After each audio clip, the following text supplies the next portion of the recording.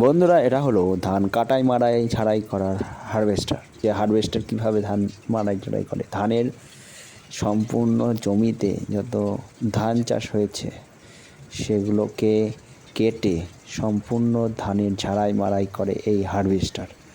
এই ব্লগটা মূলত শহরাঞ্চলের মানুষের, যারা হারভেস্টারে ধান চাষ কীভাবে হয় সেটা এখনও দেখেনি, ধান কাটাই মাড়াই ঝাড়াই কী করে হয় সেটা দেখাবার জন্যই এই ব্লগটা আজকে। তো তোমরা দেখতে পারো এই ব্লগে কিভাবে কাটাই মাড়াই ঝাড়াই চলছে ধানের।